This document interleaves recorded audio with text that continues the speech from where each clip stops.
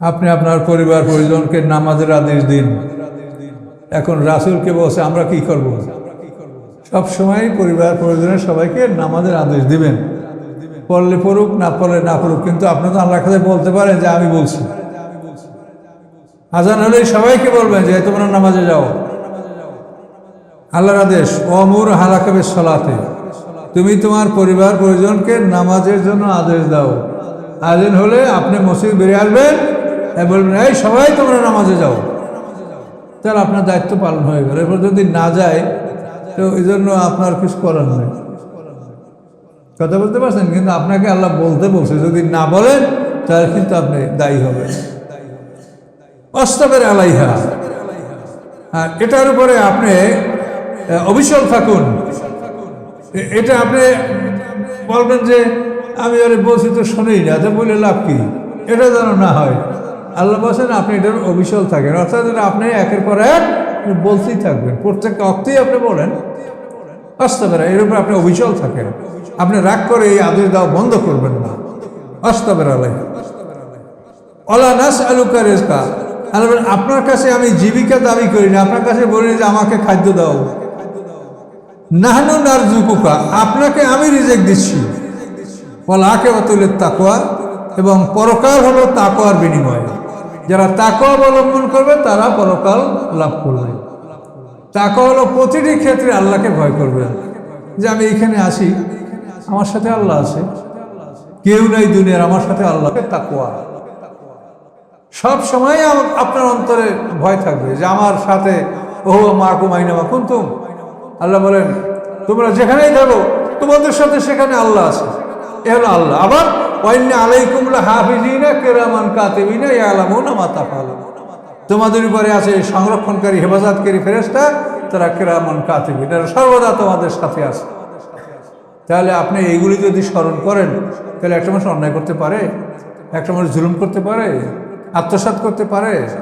কাজে এই জন্য আল্লাহ বলেন তাকওয়ার মানেই হলো সবসময় আল্লাহর ভয় অন্তরে থাকে, যে আমার মহাশক্তি মালিক সে সর্বদা আমাকে পর্যবেক্ষণে রেখেছেন। অকলু, তারা বলে লাউলা ইয়াতিন বা ইয়াতিন মির রাব্বি, মুহাম্মদ সাল্লাল্লাহু আলাইহি ওয়াসাল্লাম আমাদের কাছে কোনো মুজিজা কেন নিয়ে আসে না? যেরকম মুসা আলাইহিস সালামের লাঠি ছিল, সাফ হয়ে যেত। হ্যাঁ, মুসা আলাইহিস সালামের কত শক্তি, এই ইয়াদি বাইজা হাত বগলে ঢুকাইলে আলোকিত হয়ে যেত পৃথিবী। হ্যাঁ, তারপরে লাঠির পিছনে সমুদ্রের রাস্তা হয়ে গেল। ঈসা আলাইহিস সালাম মানুষকে চিন্তা করতেন, আমাদের নবী এগুলি কেন নিয়ে আসেন না? অকালু, তারা বলে লাউলা ইয়াতিন বা ইয়াতিন মির রাব্বি, তিনি তার রবের কাছ থেকে আমাদের কাছে মুজিজা নিয়ে কেন আসেন না? এটা মক্কার মুশরিকদের প্রশ্ন। এটার জবাব আল্লাহ কি দিচ্ছেন দেখেন। আওয়ালাম তাতিম বাইয়িনাতু মা ফি সুহুফিল উলা, তাদের কাছে কি প্রমাণগুলি আসে নাই যা পূর্ববর্তী কিতাবে আছে? পূর্ববর্তী যে কথা, কিতাবে যে কথাগুলো আছে সেগুলির প্রমাণ তোমাদের কাছে আসে নাই?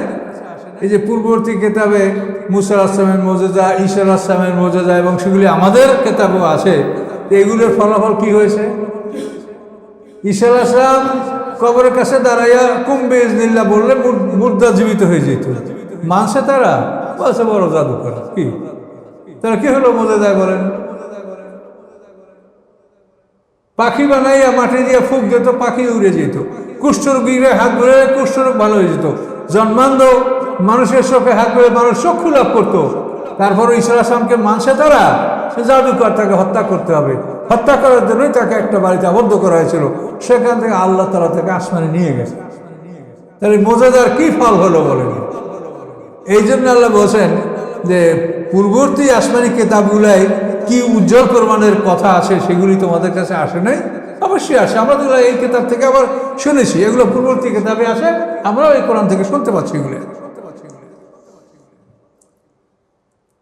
ওয়ালাওয়ান্না হালাকনাহুম বিআযাবিম মিন ক্বাবলিহি, আল্লাহ বলেন মুহাম্মদ সাল্লাল্লাহু আলাইহি ওয়াসাল্লামের আসার আগে যদি আমি কোনো শাস্তি দিয়া ইতিপূর্বে তাদেরকে ধ্বংস করতাম, লাকালু, তাহলে তারা বলতো রব্বানা লাউলা আরসালতা রাসূলান, হে আমাদের রব, আমাদের কাছে আপনি রসুল পাঠাইলেন না কেন?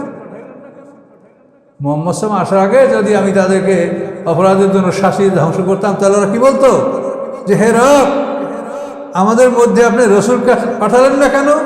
নাত্তাবায় আয়াত থেকে আমরা আপনার আয়াতগুলিকে মেনে নিতাম, মেন কাবলিয়া নাজিল্লা নাকজা, আমরা অপমানিত এবং আমরা ক্ষতিগ্রস্ত হওয়ার পূর্বে আমরা সেই রাসূলের আনুগত্য করতাম। কাজে আপনি আমাদের কাছে রসুল পাঠালেন না কেন? এই কথা তোমরা বলতে, এই জন্য রসুল না পাঠাইয়া তোমাদেরকে আমি শাস্তি দিচ্ছি না। কুল, আপনি বলুন, কুল্লুম মুতারাব্বিসুন, সকলেই অপেক্ষমান, তারাব্বাসু, তোমরা অপেক্ষমান থাকো, ফাসাতা'লামুনা, অচিরেই তোমরা জানতে পারবে, মান আসাবে সিরাতিস সাবি ওয়া মান ইহতাদা, যে সরল পথের অধিকারী কারা, সরল পথে প্রতিষ্ঠিত ছিল কারা, এবং কারা হেদায়েতের উপরে ছিল, এটা তোমরা অচিরেই জানতে পারবে। তারা বলে আমরাই হেদায়েতের উপরে আছি। কথা বুঝতে পারছেন? আল্লাহ বলেন অচিরেই তোমরা জানতে পারবে যে হেদায়েতের উপরে কারা আছে, অপেক্ষা করো, দেখো।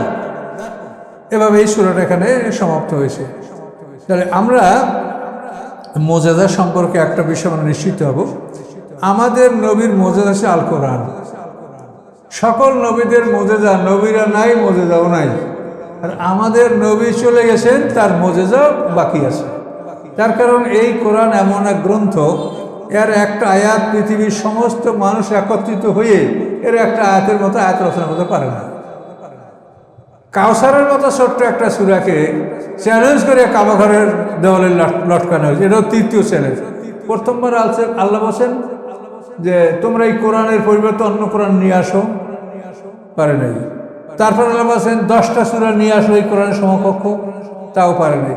তারপরে বলছেন তাহলে এই ছোট্ট সূরাটার মোকাবেলা করো, কাউসারের মতো ছোট্ট সূরা, তাও পারে নাই। এই কাউসারকে যখন আল্লাহ রাসূল কাবাঘরের দেওয়াল লটকালেন, তখন ওরা খুব লজ্জিত হয়ে গেল যে আমরা এটার মোকাবেলা করতে পারবো না। তখন ভণ্ড নবী দাবিদার মুসাইলামা কাযযাব, ওর কাছে এরা গেল যে তুমি নবী দাবি করো, তাহলে তোমার তো কিছু থাকতে হবে, তুমি আমাদের একটা ছোট্ট সূরা রচনা করে দাও। মুহাম্মদ সাল্লাল্লাহু আলাইহি ওয়াসাল্লাম এই যে কোরআনের সূরাগুলি পড়ে পড়ে শোনাচ্ছে, সে নবী দাবি করছে, তার দাবির পিছনে এগুলি আছে, তুমি নবী দাবি করো, তোমার কিছু থাকবে না? হ্যাঁ, আমার সময় দেন। তো সময় নিয়ে ও একটা সূরা রচনা করলো। সূরাটা কি? ইয়া আবার ইন্না মান্তা নিউজনানের সদর অসাইরুকা হাকারা ফাকার, মুসাইলামা কাযযাবের সূরা। এর অর্থ হলো হে ইঁদুর, হে ইঁদুর, তোমার আছে কানোদের, মানে ইঁদুরে খুব কানে শোনে কিন্তু চোখে দেখে ঝাপসা। ইঁদুর কিন্তু চোখে ভালো দেখে না, শব্দ খুব দ্রুত শুনে ধুম করে পালাই যায়।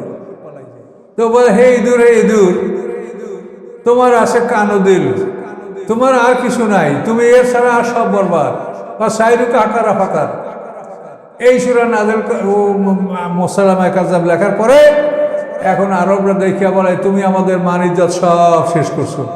কাউসারের সামনে এটা আমরা কি করে লটকাবো? এটা কি সূরা তুমি লেখলা? একটা ইঁদুরের কথা তুমি লেখলা, তুমি আর কিছু পাইলে না পৃথিবীতে? আর কাউসার হলো এমন একটা শব্দ, যে একটা শব্দের উপরে আপনি দিনকে দিন, ঘন্টার পর ঘন্টা আপনি যে কোনোভাবে এটা আলোচনা করে শেষ করতে পারবেন না। কাউসার হলো প্রাচুর্য। আল্লাহ বলেন হে রাসূল, আপনাকে আমি প্রাচুর্য দান করেছি। এখন যেদিকে যাবেন সেই দিকে আল্লাহ রাসূলকে প্রাচুর্য দান করা হয়েছে। পৃথিবীর সমস্ত বিষয়ের জ্ঞানের শ্রেষ্ঠ জ্ঞানী মুহাম্মদ সাল্লাল্লাহু আলাইহি ওয়াসাল্লাম। মুহাম্মদ সাল্লাল্লাহু আলাইহি ওয়াসাল্লাম পৃথিবীর সর্বশ্রেষ্ঠ আকাশ বিজ্ঞানী, তিনি নাসা বিজ্ঞানী, তিনি ভূতত্ত্ববিদ, তিনি সমুদ্র বিজ্ঞানী। প্রত্যেকটা ক্ষেত্রে তিনি যে কথা বলেছেন, বিজ্ঞানীরা হাজার হাজার বছর পরে দেখছে যে মুহাম্মদ সাল্লাল্লাহু আলাইহি ওয়াসাল্লাম এটা সত্য বলেছেন। তাহলে একটা মানুষকে আল্লাহ তাআলা এত জ্ঞান দান করেছেন, এটা পৃথিবীর অন্য কোনো মানুষ এই জ্ঞানের অধিকারী ছিল না। এই জন্য আল্লাহ বলছেন যে আপনাকে আমি কাউসার দান করেছি। কাউসারের প্রাচুর্য, কাউসার। কারণ এই সূরার সামনে ওরা এইটা ওরা বলে তুমি আমাদের মানিজ্য নষ্ট করছো, এটা হবে না। শেষ পর্যন্ত ওরা বাধ্য হলো বলতে যে এই কালাম লাইসা হাজা কালামের ভাষা, এটা মানুষের কোনো কথা নয়।